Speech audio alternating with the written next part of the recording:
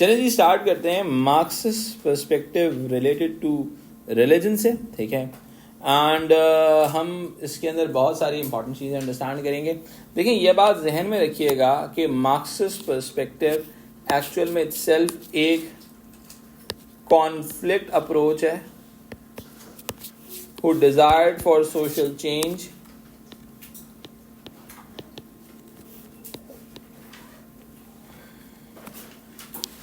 ठीक है।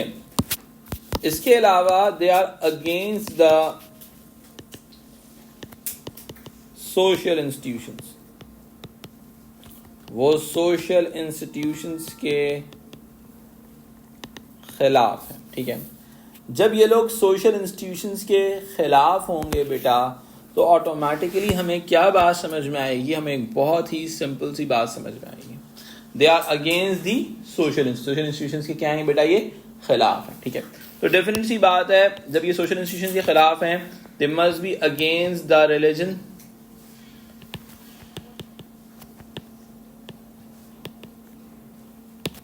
ठीक है। बिकॉज इनको लगता है कि religion contributes to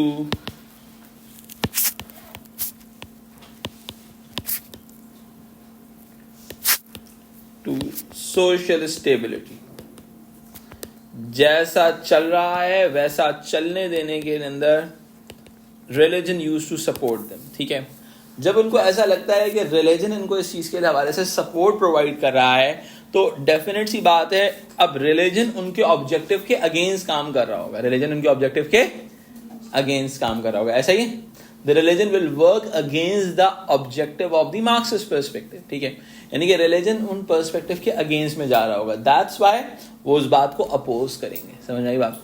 अब देखो बहुत ही सिंपल सी बात है, इस बात को जरा समझिएगा। रिलीजन क्या है बेटा, एक religion is a cultural institution,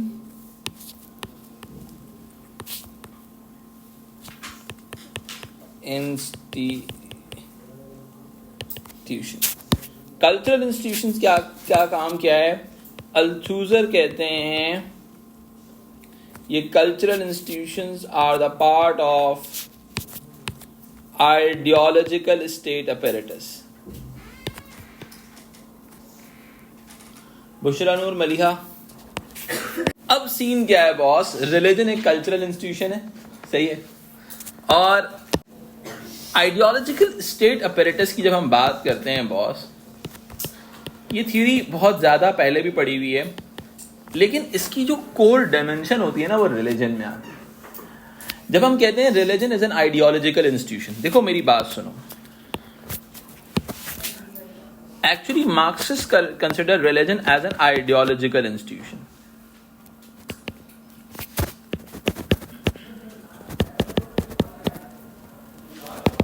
religion is an ideological institution, religion is an अब आइडियोलॉजिकल इंस्टीट्यूशन का सीन क्या होता है बेटा, कि आइडियोलॉजिकल इंस्टीट्यूशन क्या करेगा, देखो समझना, कैपिटलिस्ट आइडियोलॉजी डेवलप करेगा सोसाइटी के अंदर,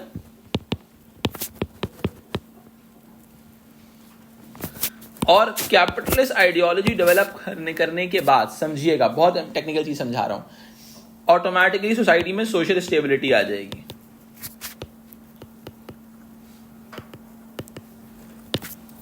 बात समझ में आती है, सही, बात समझ में आती है, ठीक है। यानी कि अब क्या हुआ, रिलीजन आइडियोलॉजिकली कैपिटलिज्म को प्रमोट कर रहा है, एम आई राइट, समझ आई बात। Religion ideologically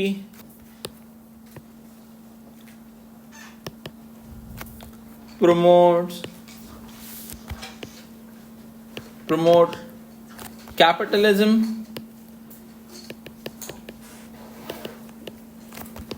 and social stability।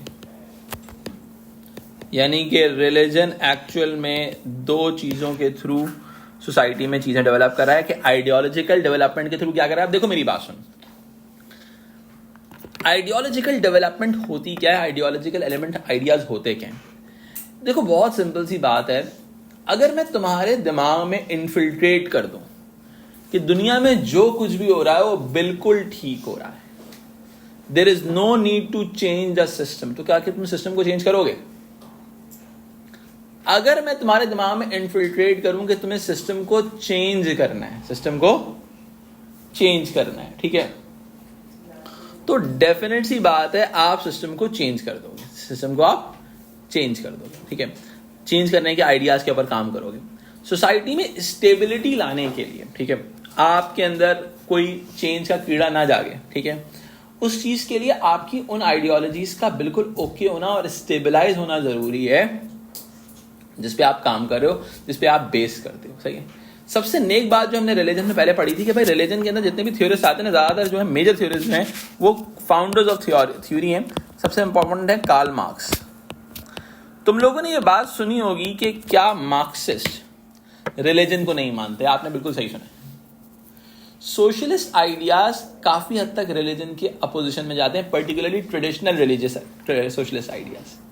इसी वजह से जब दुनिया के अंदर, रशिया के अंदर सोशलिज्म डेवलप हुआ था तो उन्होंने सबसे पहले बैन किया था रिलीजन को। वहां पे position of any religious literature में result into 13 years of prison, 13 years of prison. Saint Petersburg, ये जितने भी एरियाज थे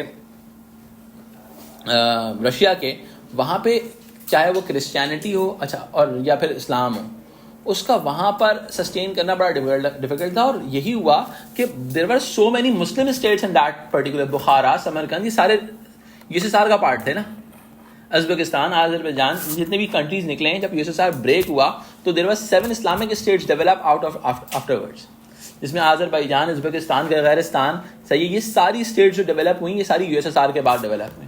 और आज भी इन स्टेट्स के अंदर आपको यूएसएसआर का इन्फ्लुएंस नजर आएगा। आप अजरबैजान चले जाएं, आपको अजरबैजान में रशियन लुक नजर आएगा, सही है, आपको रशियन कल्चर नजर आएगा। रिलीजन वहां पे सस्टेन करना रिलीजन का बड़ा डिफिकल्ट है।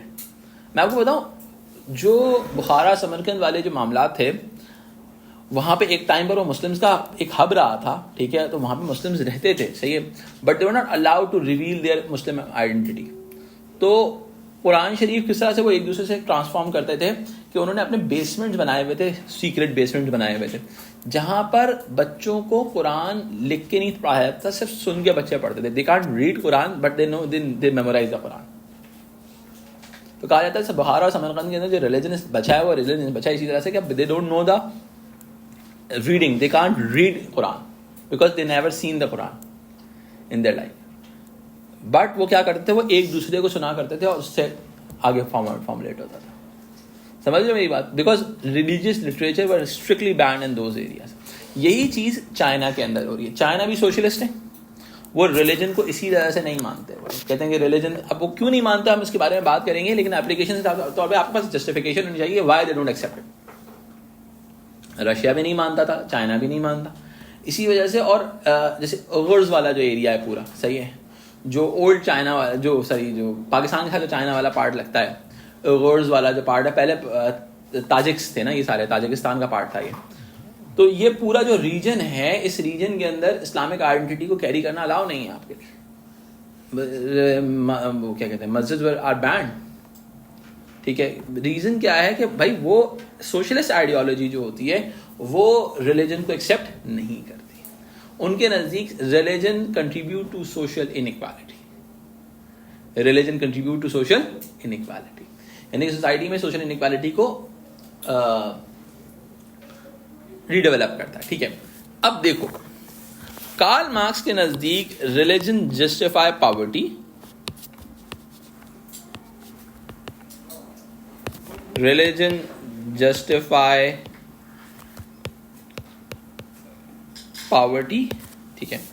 अच्छा, इसके अंदर काफी सारे न्यो मार्क्सिस्ट आइडियाज हैं जो रिलीजन को कैरी करने की बात करते हैं। जिसके अंदर अगर मैं बात करूं तो पाकिस्तान के अंदर फिलोसफर हैं तैमूर रहमान साहब, सही है, जो लम्स के प्रोफेसर हैं, तो वो उनकी काफी सारी आइडियोलॉजीज ऐसी हैं जो रिलीजन को कैरी करने के बारे में बात करती हैं। जो उनके मुताबिक यह है, you could be a Muslim and you could be a Marxist also. ये न्यो मार्क्सिस्ट आइडियाज है। Neo Marxist ideas traditional Marxist ideas से काफी मुख्तलिफ है। मैं आपको इन रिलीजन ये मैं आपको भी बता दूं। हम इतना ज्यादा पढ़ेंगे न्यो मार्क्सिस्ट आइडियाज को, इतना ज्यादा पढ़ेंगे नहीं, लेकिन हम ट्रेडिशनल मार्क्सिस्ट को ज्यादा पढ़ेंगे। लेकिन वो बहुत डिफरेंट है, इतना आपको पता होना चाहिए। क्योंकि जब दुनिया डेवलप हुई तो दुनिया ने जो है, ठीक है, जो नीड ऑफ द टाइम, देखो न्यू फंक्शनलिस्ट या न्यू मार्क्सिस्ट आइडियाज जो होते हैं actually need of the time के हिसाब से फैसला करते हैं कि हमारी नीड क्या है इस वक्त सोसाइटी की, हम सोसाइटी की डिमांड्स के साथ कैसे कैरी ऑन हो सकते हैं अगर हमने सोसाइटी में कंटिन्यूटी रखनी है, अदरवाइज तो हमारी थ्योरी खत्म हो जाएगी, अगर रेलेवेंसी खत्म हो जाएगी इस हमारी थ्योरी की। अब बात क्या होती है, religion justify poverty and social inequality. अब सोशल इनइक्वालिटी को रिलीजन कैसे जस्टिफाई करेगा, इस बात को समझते हैं। रिलीजन सोशल इनइक्वालिटी को इस तरह से जस्टिफाई करता है बेटा कि रिलीजन कहता है कि religion explain this particular thing, justification provide करता है, ठीक है। यानी कि कार्ल मार्क्स कहते हैं religion dulled the pain of oppression। यानी कि अगर आप पर जुल्म हो रहा है और कोई रिलीजियस स्कॉलर उस जुल्म को सुनेगा तो वो आपको बोलेगा ये जिक्र किया करो, इससे जुल्म खत्म हो जाएगा। am I right? वो कोई आपको बोलेगा ये वजीफा ले लो। अब रिलीजन जो है उस हार्मोनाइजेशन का रोल प्ले करता है और उस हार्मोनाइजेशन से क्या होता है, सोशल स्टेबिलिटी आ जाती है। जो कैपिटलिस्ट इनइक्वालिटी प्रमोट कर रहा था वो तो हो रही है, कैपिटलिस्ट जो इनइक्वालिटी प्रमोट कर रहा था वो तो हो रही है।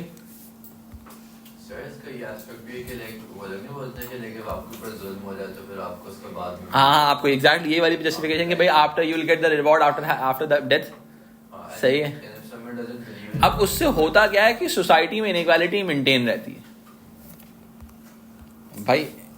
तो जब कहते हैं कि religion dulled the pain of operation, तो उसका मतलब जब आपको ऑपरेस किया जाएगा तो रिलीजन क्या कर देगा, जस्टिफिकेशन प्रोवाइड कर देगा, आप उस एग्जिस्टिंग एक्सप्लॉइटिव ऑपरेसिव सिस्टम के साथ काम करते रहेंगे।